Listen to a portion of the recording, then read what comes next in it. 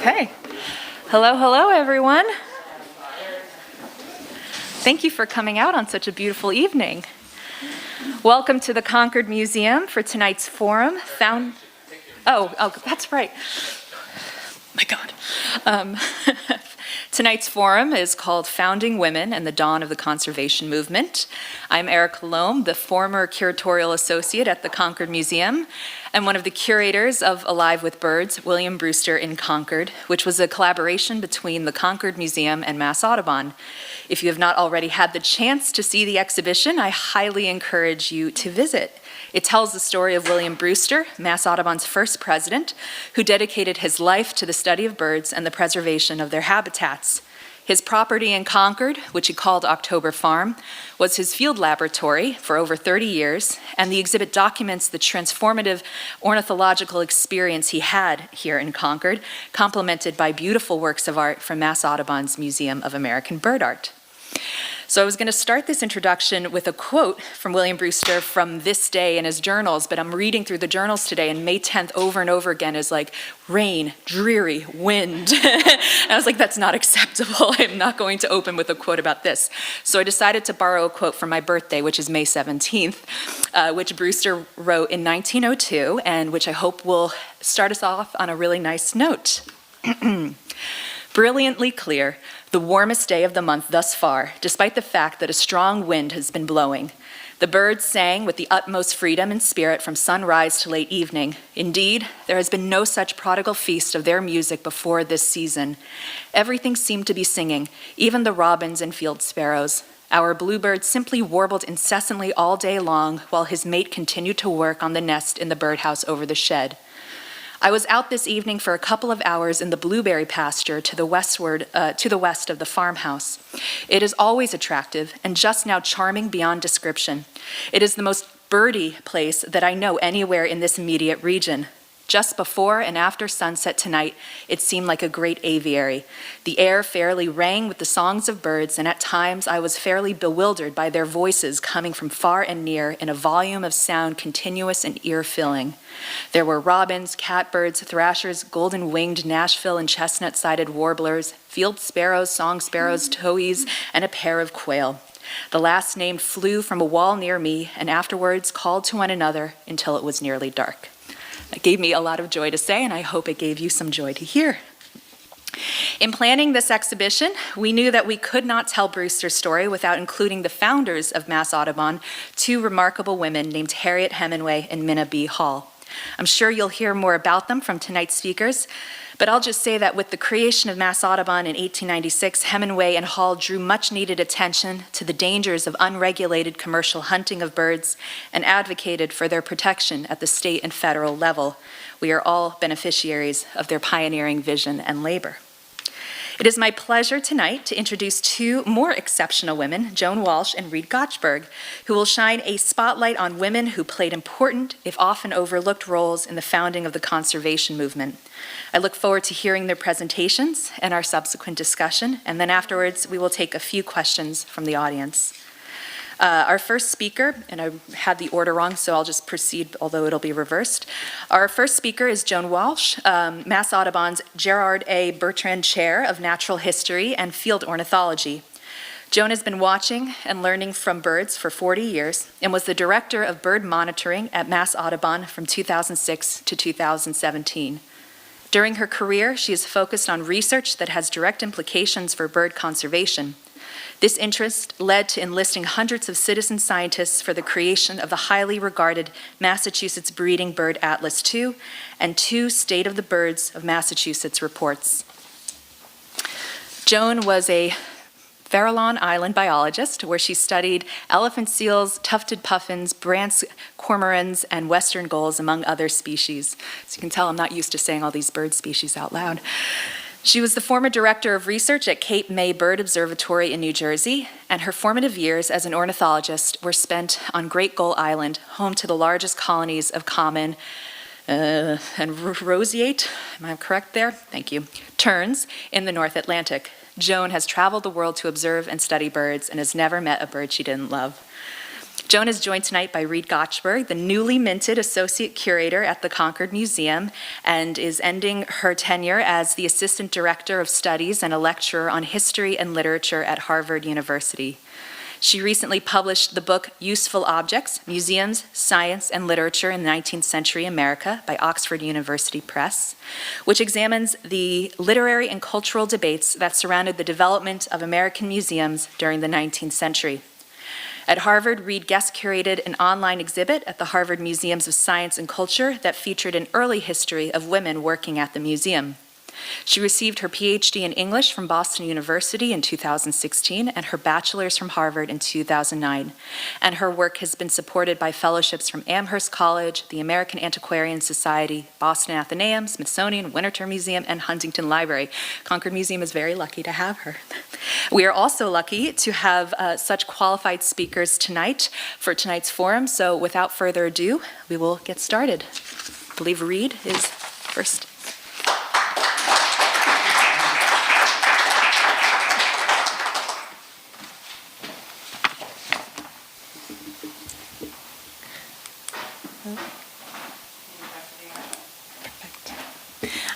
Thank you so much, Erica, and thank you to all of you for being here tonight. I'm really looking forward to tonight's discussion and thinking about the different ways that women were part of the history of the conservation movement and to the history of science and natural history in the late 19th century.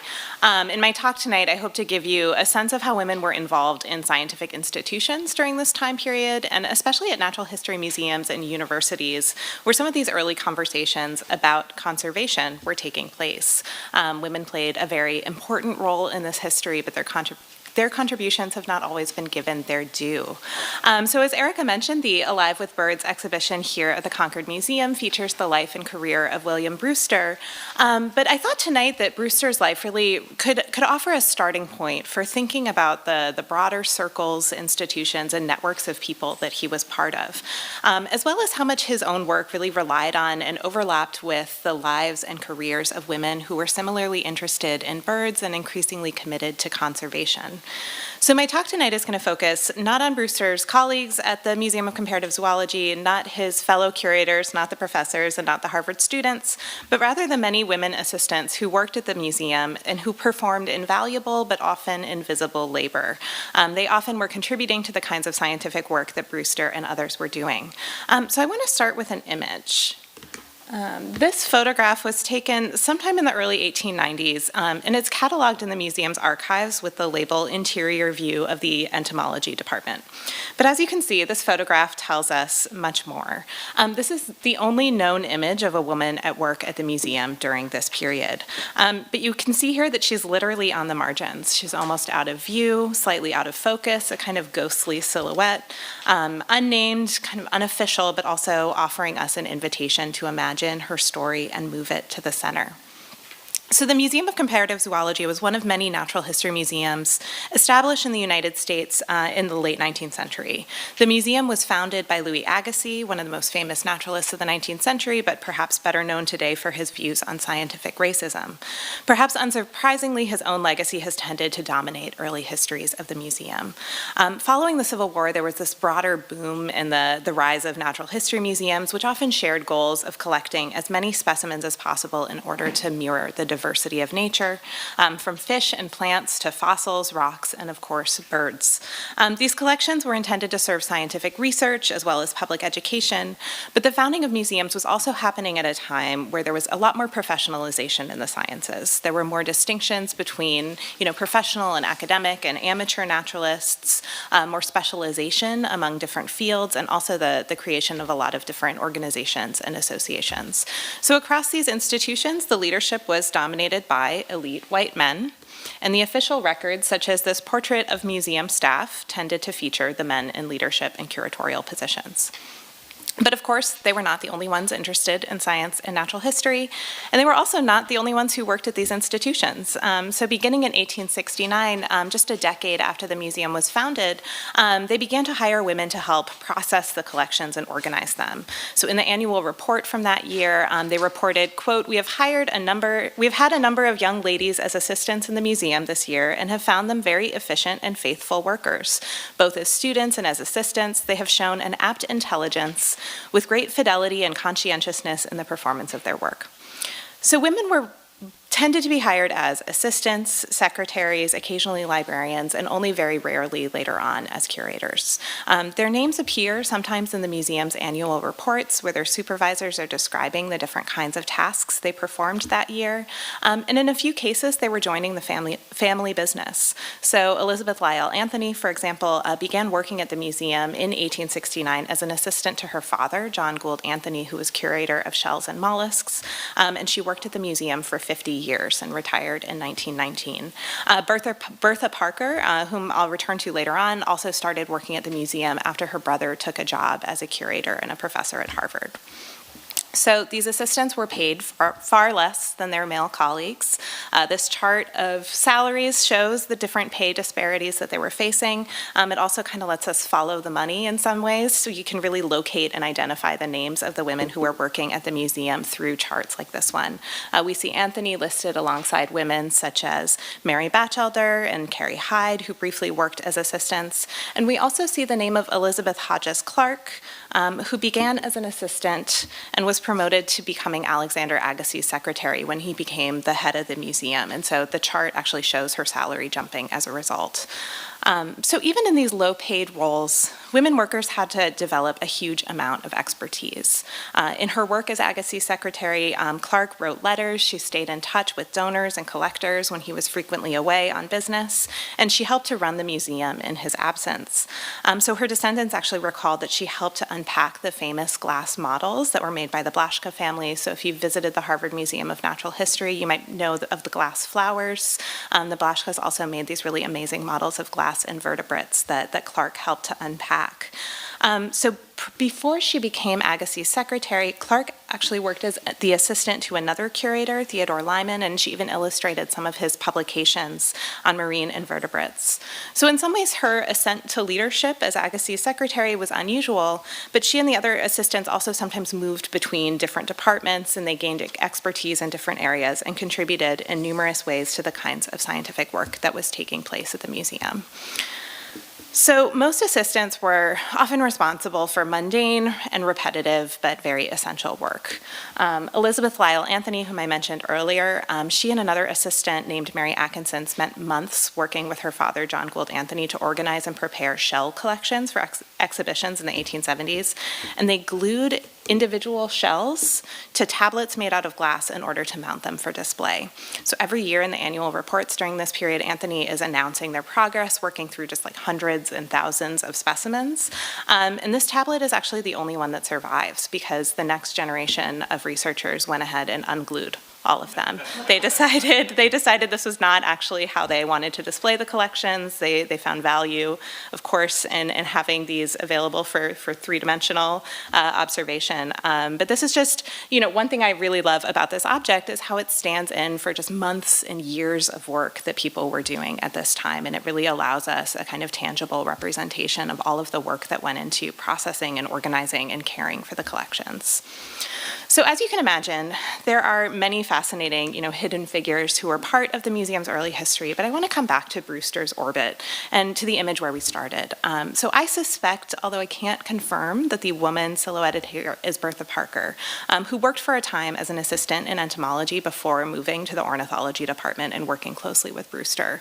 So time-wise, it makes sense because of the date on the photograph. I mean, of course, it could be one of the other women because they were moving between departments, but it's just a hunch. At some point, maybe I can follow this up.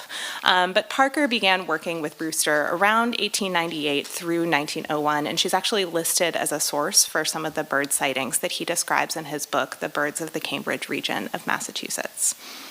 So what's interesting about Parker's career in this context is how she helps us to think about some of the different meanings of conservation, within and beyond the museum, and especially relating to ideas about nature and natural history at this time. So, of course, conservation in the museum context is all about, the preservation and care and maintenance of collections. And in the case of ornithology, these collections were made up of once living birds who were shot and killed by naturalists in order to preserve their beauty and study them more closely. So here we could think of John James Audubon, who would pose birds with wire in order to keep them still for his illustrations. The goal at the museum was to assemble as many specimens as possible and then compare them to each other. So Parker, like the other women assistants, played a leading role in ensuring that the museum's ornithology collections would be properly labeled and cataloged and made available to researchers then and now. We don't have any records of whether she herself donated any collections. Some of the other women assistants actually did. There are examples in paleontology and, in other departments as well of women actually collecting themselves and then giving these collections to the museum. It's possible that Parker participated in that. It's also possible that she, just focused on her work within the museum. That said, we can imagine that on a daily basis, she would have been handling many of the bird specimens that were stored at the museums, writing labels, she corresponded with donors, and handled a lot of other administrative tasks. Women workers also led the way at this time in creating the museum's first exhibitions. They often were the ones selecting what objects were going to go on display, and also preparing them and placing them in cases and coming up with the ideas for these exhibitions for the public. The details of Parker's bird sightings mentioned in Brewster's book, however, also show how she was contributing information in other ways. She was recording observations of birds rather than killing them. In this sense, we can see how her work tracks a similar pattern and trajectory to Brewster's own career, a transition away from the gun and museum specimen to a focus on other kinds of observation. Although Brewster's journals and publications are very extensive, the records of Parker's life and career are more minimal. So I haven't yet located a photograph of her, but we do know that after working at the museum, she married a man named Frederick Leroy Sargent, who was a botanist and who clearly shared her interests in natural history. And his writings might give us a hint of where she stood on conservation. In 1898, he wrote a brief one-act play for children that was called Wings at Rest. That's all about teaching children to appreciate birds without shooting them. So we can imagine that Parker herself may have shared similar views. At the very least, we can say fairly confident that she would have been well aware of these wider conversations that were taking place about how best to appreciate and study nature.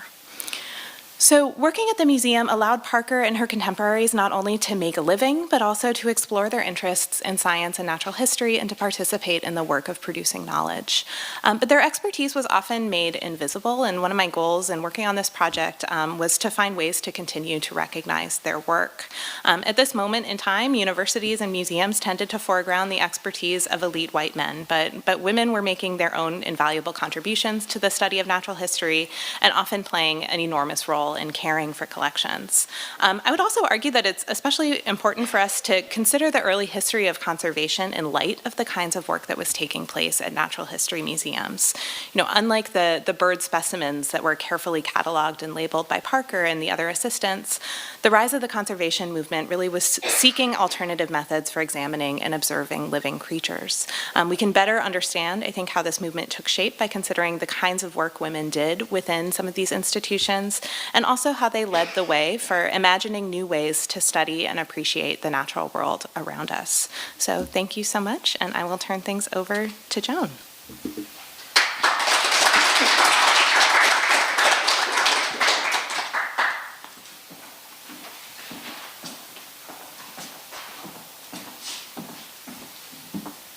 I'm going to set a timer because I always talk too long. And it'll make a big loud noise when it's done. And then I'll probably not stop talking. All right, go. I have to make sure I'm not going to pull my glasses off, right? You can end up right with your glasses and your scarf all entangled in there. Thank you so much for having me. I'm Joan Walsh. I'm the Bertrand Chair of Ornithology at Mass Audubon, and it's a great privilege to have that position. And I probably have a slide advancer. I do. Look at this. Who do I point at?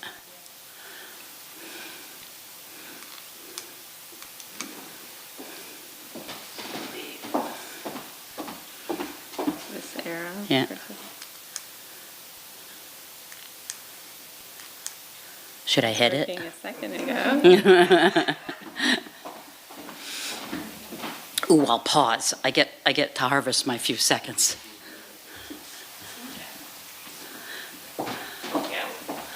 There we go. I've been working on this talk for the last 15 years of my life, I think. And before I give a talk, I always spend the day or 2 days before finding fresh information about the same subject. And I couldn't stop this time. I went down a rabbit hole this time that was just wonderful.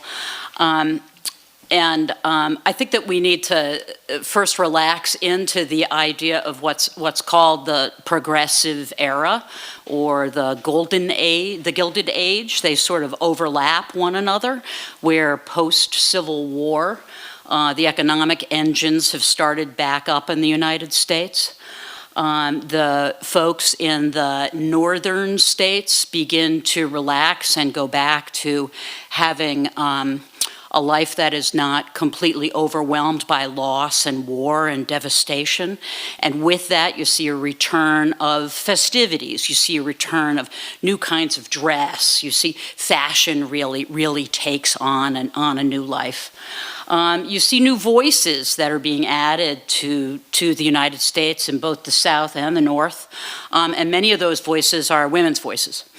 And it's important to acknowledge that at the same time that white women of virtually every social stripe were being allowed to have a new voice, black women and black men were not, despite the end of the Civil War.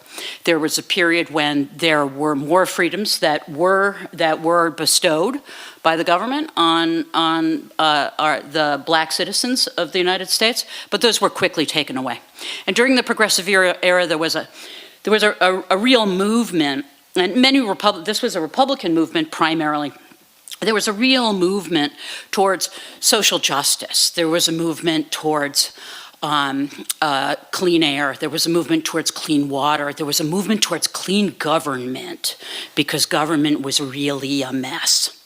And when you read about this, there was a willingness to accept the voices of women because they were considered the purer voices. They were going to lead us towards a better future, but only to a degree, just to a degree. The vote for women spread from west to east, which is always interesting, I think, for us to imagine now, before there was universal suffrage again for white women in the United States.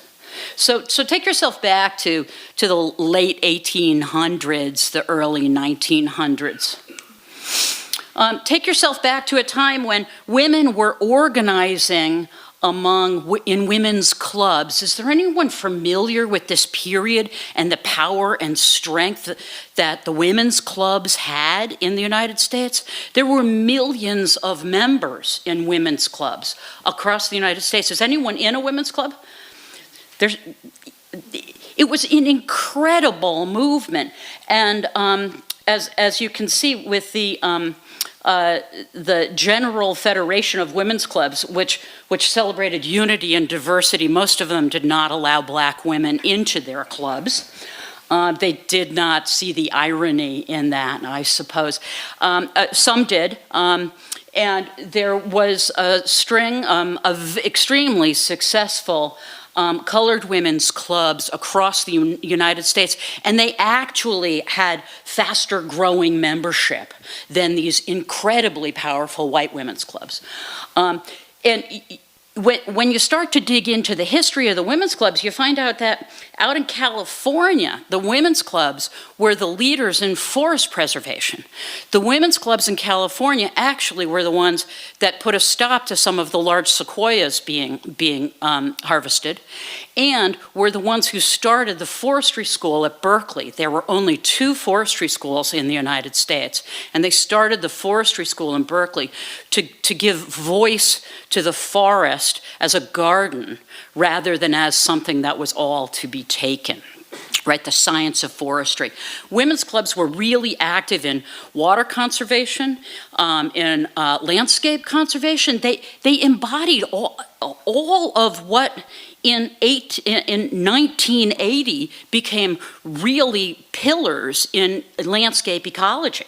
They were already doing this, and when you think about what the country looked like at the end of the 1800s, at the engines just running and being fed the fuel of animals, being fed the fuel of trees, there was nothing there. Water was polluted. You couldn't drink water. It was something that called to the women's clubs to be able to tidy up, if you will. But their scale of tidying up was the whole country.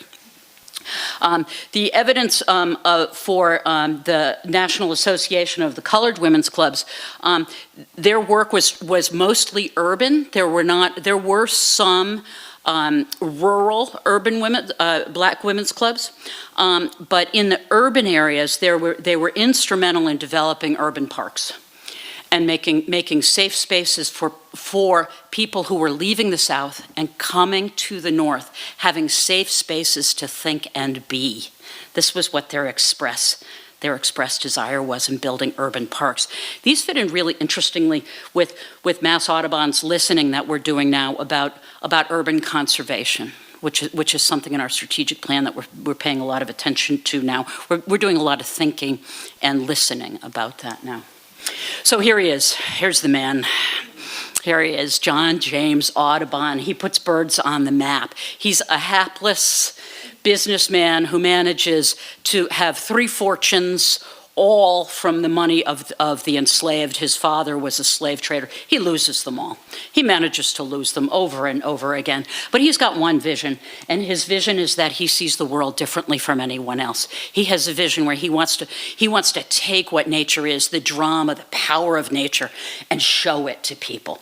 This is what you're used to seeing, right, in his artwork, right? When you get to see the original watercolors, you see full dry. This is a whole story playing out here, right? This is fantastic. These are not just baby robins. If you don't have TV, this is freaking amazing, right? This is amazing stuff. Look, how about this? How about this chipmunk meeting his final end? But look at those blue eyes. It was a beautiful way to go. It's a whole story. And he takes this and he tells this story mostly to Europe at the beginning, right? He's going back to Europe with his plates and he's saying, look what's still over there. It's incredible. How about this one? This is a real favorite of mine. A lot of the final coloring he didn't do, he hired someone to do because the guy was really busy with his haplessness and all. But Audubon finishes that in the late 1860s, and it's at the same time as the passenger pigeon. This is Audubon's passenger pigeon here. Such a tender image here of the male and female passenger pigeon in courtship and the lichens so carefully drawn. This is a passage from Hornaday, who we could go for 2 hours about Hornaday. We're not gonna. He did keep good data. He was a horrible man. And it's a story about the passenger pigeons. And it's a cautionary tale. Never think you can't get them all. Never think that can't be done.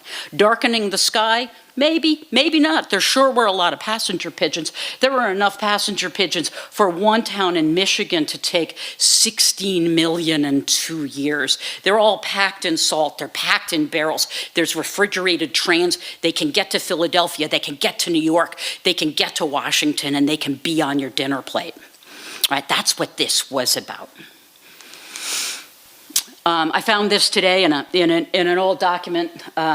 Well, not all that old, but it looked really old. I was shocked to see it was only 1975. And it's a story about how many turns were shot for the millinery trade. And it's just anecdotal from Brewster. I brought this in for us today because everything I found about Brewster in the last 2 days I put in. In Muskeget, Brewster's talking about hundreds of turns being taken for hats. Forbush telling us 10,000 in 1 year on Muskeget. Right now, Muskeget barely has a colony and it doesn't have any roseate terns left on it. And then there's one more, 40,000 from Palmer and Cape Cod in 1883. Stunning numbers of birds being turned into hats. They're egged, they're being turned into hats, they're being shipped by the boatload, by the truck carload for the robber barons in the cities to have for dinner. But the thing that really galvanizes women in the early conservation days, besides clean air and clean water, is the millinery trade. And this is from Harper's in 1897, that there should be an owl or ostrich left with a single feather apiece hardly seems possible. This is the scale that feathers are being taken. Feathers are being sold. In St. Louis, there's a bird of paradise that's in the window of a shop, and it's $4,000. It's $4,000 in today's money for a hat decoration. It doesn't even talk about then making the hat on top of it would be way more money than that. Nobody keeps records like the Brits. Nobody keeps records like the Brits. Hornaday went through them all, and he looked at how many feathers they sold, and he back calculated how many birds it took to get all those feathers. Right? Smart man. So this is a hat made with budgies. This is a hat made with a bird of paradise as well as some ducks. From 1901 to 1910, 14 million pounds of feathers. Right, that's the joke when you're little, right? What weighs more, a pound of feathers or a pound of lead? I'll tell you what, 14 million pounds of feathers weighs a lot, and it takes a lot of birds to make them. There's no way to truly estimate that, because for every bird who yielded its feathers in a reasonable condition to be used for a hat, there were probably dozens that were shot and the feathers were damaged or eaten by insects in the ships on the way to London. In 1902 alone, the number of feathers that they sold from gray herons and great blue herons meant they had to kill at least 200,000 of them, and just to get the feathers to sell for hats. 1911, the aigrettes, the breeding plumage feathers of great egret and snowy egret, 130,000 birds it took to provide those. These are stunning numbers. 1911, who even knew that there were 6,000 eagles left to kill in 1911, right? This is a real low point. There's market gunning for shorebirds. They're killing every hawk they can on every farm. Again, look at the detail of this. Look what's going on down here. It's just fantastic. Birds of paradise, real favorite from New Guinea, from Southeast Asia. 20,000. Many of these have very restricted ranges. They don't go out of their valleys, right? It's amazing that this species made it through, and I've always wanted somebody to get in there and look at the genetic markers and see what kind of bottlenecks some of these species went through, because I bet it's there, right? This brings us to one of our founding mothers, and this is Harriet Hemingway at 1896. It's a John Singer Sargent painting, and she is announcing to the world that she is with child by using the water lily. This was a racy painting to have at the time. This was really something. Harriet and Minna, Harriet is often described, if you pick up Wikipedia and you have a little gander at that, she's described as a socialite. She's not a socialite. She's a firebrand. She's works incredibly hard for in all sorts of social issues in Boston. Her cousin is much more quiet. Her cousin is more laid back. After the founding, though, of Mass Audubon, her cousin, Minna Hall, actually keeps working at Mass Audubon for decades. And Harriet does sort of go on and follow her other pursuits.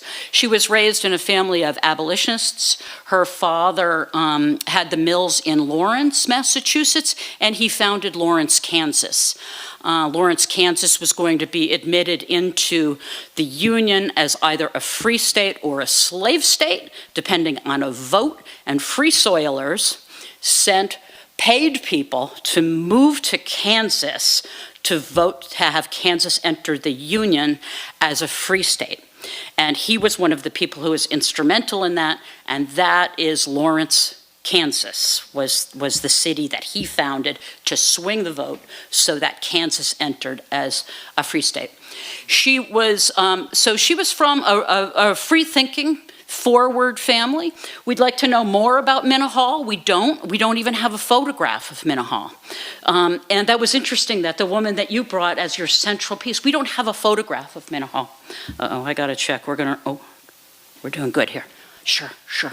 Meanwhile, on the other side of the pond, the RSPB is being formed roughly the same time. The Royal Society for the Protection of Birds. It starts as the Fin, Fur and Feather. And the Plumage League, they come together and they form the Society for the Protection of Birds, and in about 15 years they get a royal decree, so they get to add the royal part to it. And King Edward's wife was Princess Alex, was instrumental in helping to get them off the ground. Emily Williamson and Etta Lemon were two of the four instrumental founders at the beginning. Emily, much like Harriet, was instrumental at founding, but really went on to be interested in a lot of other social issues, whereas Etta, on the other hand, stayed for 50 years working at the RSPB. After 50 years, she was summarily asked to leave in a letter when the men took over the RSPB and thought it was time to maybe have her go on her way. In the RSPB 100th anniversary document, she is described as the fulminator in chief. Ouch. Or maybe she loved it. Let's talk about someone else, Mabel Osgood Wright. These are all contemporary. These people are all contemporaries with one another, and a lot of them have connections to the women's clubs. These are people who have a lot to say and almost no way to say it. And these are people with money. These are people with money. Imagine what it was like to not have the money and the access. Imagine what that was like. Mabel Osgood Wright, Connecticut Audubon founder, National Audubon president from 1905 to 28. I believe National Audubon just got their second woman president since then. Talk about being forgotten. Florence Merriam Bailey. Florence Smith College, for those of you, there's always a Smithy in the room in this state, there's always a Smithy in the room. She wrote the first field guides to birds meant to be used in the field. And she was the first person to get the Brewster Medal from the AOU, the American Ornithologists Union, bestows the Brewster Medal on the person who has written the most instrumental ornithology book of that year. Used to be given every 2 years, now it's given every year. Margaret Morse Nice, if there's one person here I want to meet, if I get to have one of them for tea, this is who I'm taking. She really created the field of behavioral ecology. And one of the people who brought her along and really gave her, worked on editing papers with her, was Ernst Mayr. And it was interesting, you had some photographs from the Ernst Mayr library. Ernst was really, behavioral ecology was really more advanced in Europe than it was in the United States. And her early papers were published in Europe. She studied song sparrows in one of the more intimate studies for decades in her land. And she wrote The Birds of Oklahoma. And she also won the Brewster Medal. And today I counted up how many Brewster Medals have been given out. 84 have been given out. 12 have gone to women. Yeah, women do write bird books. Rosalie Barrow Edge. Now, Rosalie's the second one you want, but probably not at your tea party. You want her at the cocktail party. Rosalie is a lot of fun. She founds Hawk Mountain. She's a fiery suffragette. And in a New Yorker article from 1948, she is described as the only honest, unselfish, indomitable hellcat in the history of conservation. Oh, there we go. And I think, so what's the legacy of their work? What is the legacy of these women's work? Founding RSPB, founding National Audubon Society, founding Mass Audubon, founding essentially all of the Audubons that have gone on to do conservation in this country, to give us the Migratory Bird Treaty Act, to give us the Endangered Species Act. Well, in 1930, the population in the Everglades had already recovered from essentially zero to about 1,000 birds. And then, as the decades went on, it got up to about 4,000 birds. We all can see what's happening in Florida at the same time. Florida's developing and developing and developing. It's now fairly stable at 6,000 to 7,000 pairs. Conservation works. Conservation works. This is the take-home message. And these were the people who put it on the map for really the whole world to follow. I think that's my end. Yeah, that's my end. Thank you.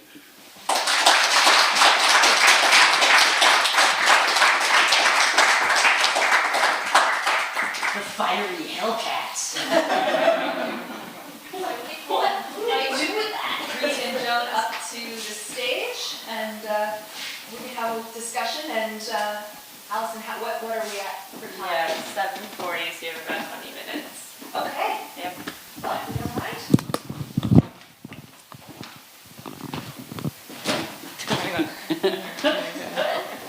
Great. And Allison, you can nod to me when it's time to take. This is so fancy.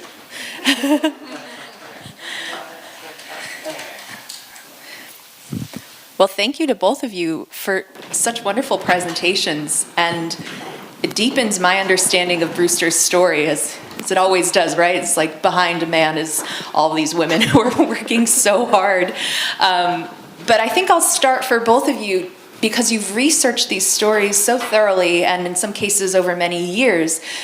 What surprises you when you do this research? What was noteworthy in your attempts to explore all of this archival material and tell these stories? Start with Reed, I suppose. Yeah, that's such a great question. First of all, can you all hear me okay?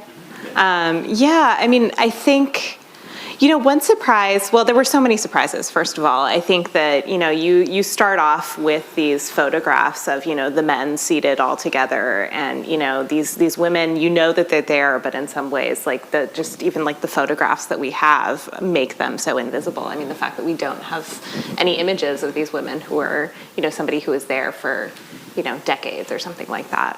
But, I think that to some extent, one surprise for me was really getting a much clearer sense of just how many, different ways they were contributing to the work that was happening at the museum, but also then how it helped me think about the collections at the museum in totally different ways. I think that I found myself, thinking about all of these objects and specimens so much, in a new light, right? Thinking about some of these specimens that are still used for scientific research, but then starting to think about them as historical artifacts, right? Like if we don't have a photograph of someone, but we do have her collections, how do we maybe think about those objects in different ways, or maybe use those to tell her story? And so I think that was something that I was thinking about a lot, especially because, for me, the form of this project was going to be a museum exhibit. So it's like, how do you visualize this story? How do you, tell it through objects too? I mean, I think that was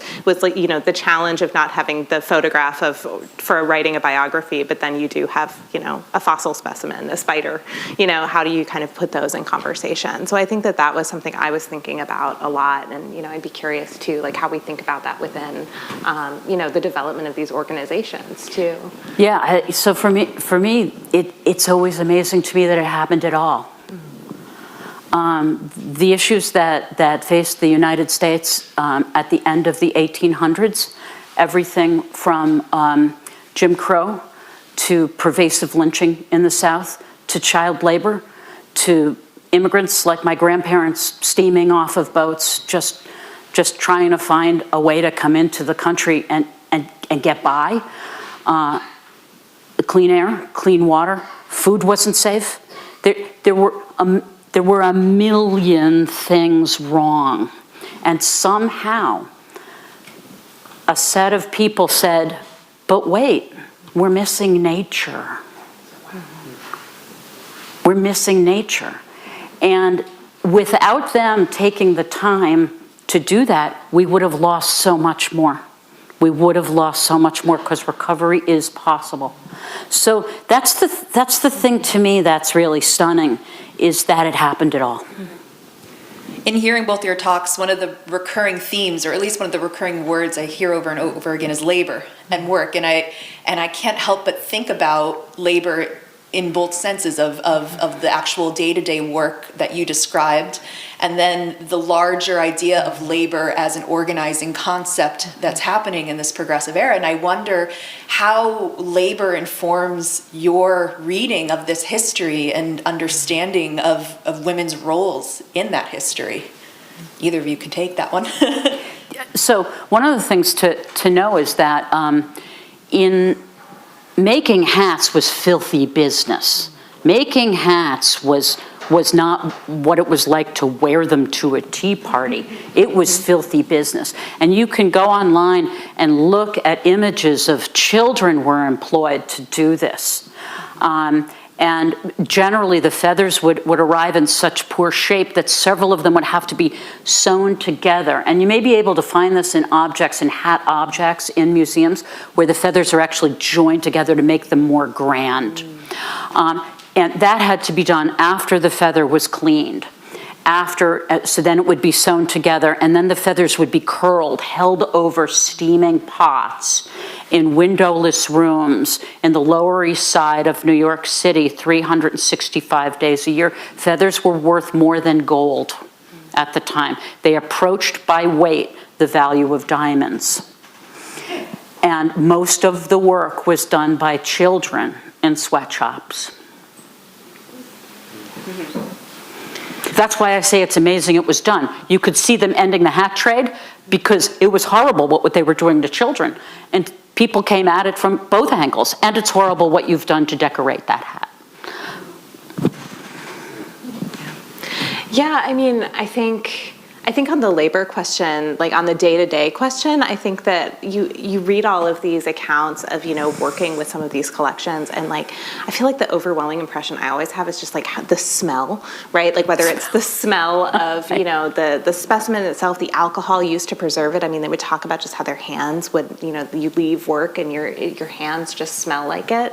And I think that that's something that I think about a lot. And, for a lot of these women who are deciding to take these jobs, I mean, they're, predominantly from, white middle class or even upper middle class families. So, in terms of their motivations, like there's, how much it was about making money versus getting to be part of, the scientific community. Like, I think that it probably varied person to person, but, they're still also choosing to work, right? And so that's also kind of a part of their identity and the way that they're, the way they're crafting their careers. But, I think about, all of these different kinds of labor, whether you're working in a sweatshop, to make these hats, or even in a laboratory or a museum workroom, like that kind of recalling like just how, the smell, the feel, like the materiality of like these objects that they're working with, and how much that is then going to shape the way that they're then rethinking what it would mean to kind of reimagine this way of approaching nature. It struck me in listening to, Joan, you're introducing all these clubs, and there's a real, again, narrative of coalition building and solidarity among women, and this organization enables them to amplify their messaging. And in contrast, Reed, I see these solitary women alone in an archive who, and as you've illustrated, have been omitted from that record, or have been purposefully neglected or forgotten. And I wonder if that's, you've read more widely the history of museums. Do you think that's a symptom of the institution, or do you see instances where women did coalesce and allow for their platform in whatever area they were studying? Yeah, I mean, I've been thinking about that and trying to kind of figure that out because, I mean, you did have these women who worked together for decades, right? I mean, they were sharing space, even if, and it's unclear to me how close they were to each other personally. And so, when I think about that idea of like creating a community or building coalitions, like I'm honestly not sure, to be quite honest. And in terms of some of their political engagement, I think that that's also not necessarily clear from, the kinds of work that they were doing. And it's something I wish I could find out more, like I wish that I could find more records, and maybe I will, of, whether they were involved in the suffrage movement, for example, what kinds of clubs they were, part of outside of their jobs, because I do think that, I think it's possible that there would have been some overlap between, some of the women working in these jobs and the women's clubs, but then also some of these early conservation movement type organizations. And so, I think that would be a really interesting kind of possible linkage as well. They're steps away from each other Exactly. in Cambridge. They're They're so close. in the same neighborhood in each other's backyards, and it is striking that there's very little overlap that we can tell. And I think that's kind of why I wanted to talk about Parker tonight, is that I suspect that she probably was part of some of these organizations, in large part what was the name of the one act play? The Wings, right? I mean, I think it's very likely that she would have been part of some of these conversations. Well, one of the things, when I hear you talk about the women at the bench in the museum, they're in an intellectual pursuit. They're getting a tremendous sort of mental pleasure out of their ordering. They know a lot about what's in those drawers. They know more than probably anyone else. They have clout. And on top of that, they're intellectually curious, and they're continuing to build that every day when they go in. I bet they were hard to keep out of the museum. I bet they were the sort of person who would now just, be getting a PhD and going on to a tenure track position, and there we go. Yeah. And they didn't have that opportunity, but that didn't keep them home. I bet if you look, that they stay a long time. Mm-hmm. Exactly. And they do that because they can't stay away. They want to know how the story ends. That next load of Bird of Paradise are going to come in, right? And they haven't seen the ones from the east side of that valley. And they're as curious as anybody else, right? Exactly. Yeah. So I am assuming that the idea of conservation as we understand it today is somewhat of a modern invention. The sort of ways that we steward and care for and advocate for the natural world. And I wonder if the women that you discuss thought of themselves as conservators or as part of a larger movement. Do you recognize any sense of them knowing at the time that they're building something important? Yeah, so the some of the foundations, there was a series of conservation conventions that were held at the turn of that century. And some of the founding principles around that was the beginning of forestry. I really didn't understand how important the women's clubs were for bringing, they founded the Pennsylvania Department of Forestry. In Minnesota, they did a tremendous amount of work there. They founded a whole field of study, essentially. There were 2 other schools. I think they did.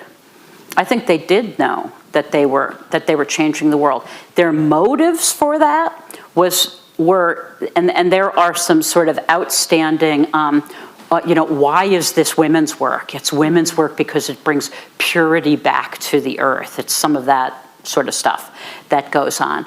And it's maybe an excuse that the men needed to hear so that the women could go change the world without being too threatening. Or maybe the women needed that to understand that this did fit into their worldview of who they were as the keepers of the home. They wanted you to know that the home was writ large. But I think they knew they were changing the world. Oh, okay. So I think we can turn it over to the audience if there are any questions there, and we have one in the back. How would you like to do this? If you, I can come with the microphone. I can do it. Oh, okay, great.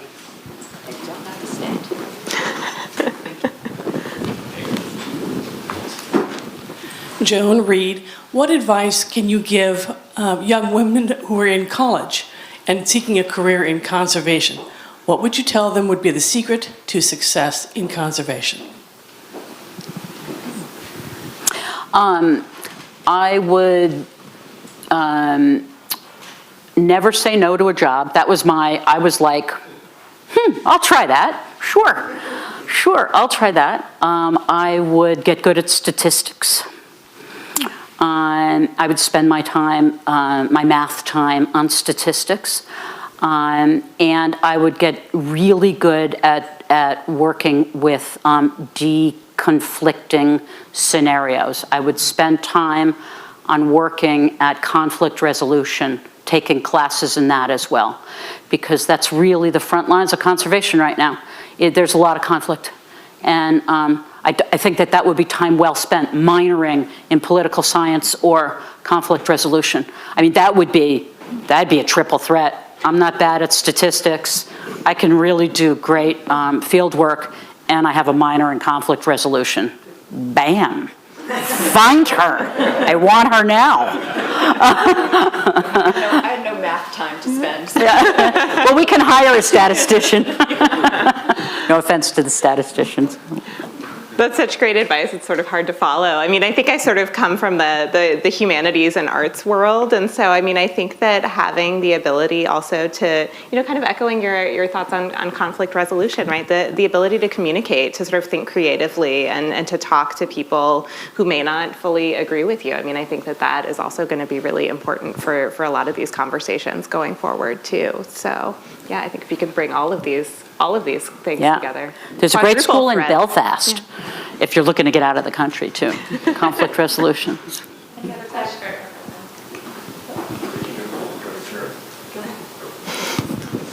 As far as local clubs go here, it's interesting, the discrimination, just as a short thing. The Nuttall Ornithological Club, founded in, I think, early 1870s by William Brewster, had no women allowed to be members for the first 100 years. 20 years after the Nuttall Club was founded, the Mass Audubon Society was founded by women, sort of filling in a vacuum there. The New England Botanical Club also was originally just males for the longest time, but more recently it has women members. The Nuttall Club has full women members now. And it was also a Harvard Travelers Club, which is like the Explorers Club of New York. They went 100 years with no women members. Women were allowed in April for a special dinner. And then they created, in the vacuum, the women organized a women's travelers club, which met in somebody's home and so forth. So the botanical group, the bird group, the travel group, all same problem. No women, and now all three of them are rather vibrant clubs, much more interesting to attend, and the women have a full place at the table. But it looks like that has been, what you were saying is absolutely true. About the discrimination against women being members, and some of them are really top-notch people right now and actually run the clubs. Well, the DVOC, when I was at Cape May, the DVOC, so I was there in 1990, the Delaware Valley Ornithological Club, the Nuttall of Philadelphia, just started to admit members. Sandy Sherman, I think, was their first member. Do we have any final questions before we wrap it up? I have a very simple, basic, and I should know this, but I don't, but I'm sure you do. Most of the women's clubs and some of what you're talking about happened in the United States or to some extent in Britain. Do we know whether in other parts of Europe, other parts of the world where women were doing this work? I just really realized, Karen, the role that women's clubs played over the last week. I really just started digging into it. Yeah, blow me over with a feather. Hey, feather.